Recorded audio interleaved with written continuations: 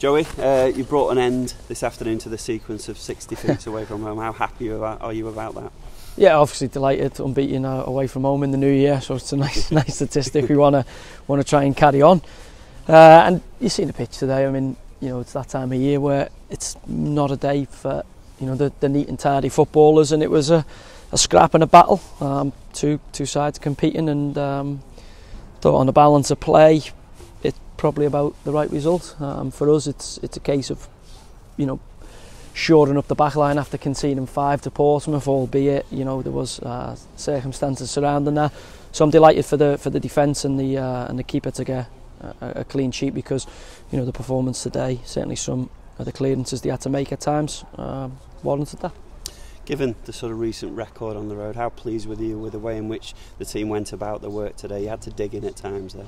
Yeah, I felt first half we were miles the better side. It wasn't a great occasion for great football, but I felt we dominated the territory. We looked the side more likely to go on and win the game, and credit to Sam, he's made a change at half time and altered the shape. That caused us a couple of issues and forced us a little bit deeper in terms of the way they approached it, and they got a bit of a foothold in, as you expect them to do. They're in front of the fans at the new manager, and you expect them at some point to get a foothold in the game.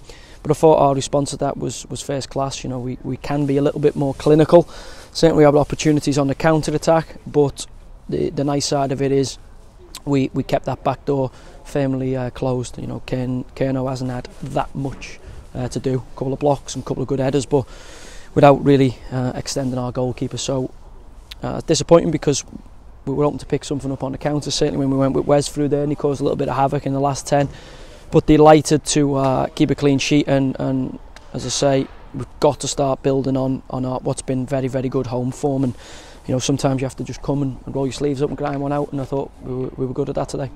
Fair to say the final third, just that final ball was lacking at times today. Yeah, it lacked a little bit of quality. What that is, I'm not sure. I would have to say it seemed to be for both sides, so you would have to factor in the playing surface. I mean, I walked on it before the game and felt it was a little bit soft. It held up relatively well, but you could see a couple of times that little bit of finesse, a little bit of quality needed to put that delivery in, just lacked for both sides today. That's why the game's finished 0-0. I mean, obviously we've said this on a number of occasions, but that now needs to be used as a springboard to far more consistent set of results. Yeah, look, I'm fully aware of what the project is at the football club.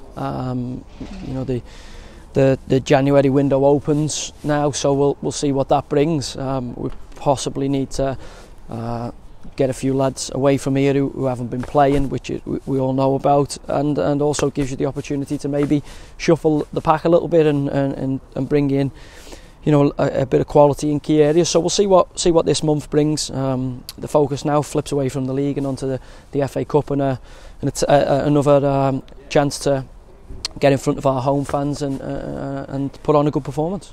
And an FA Cup run is important for the club from a financial perspective.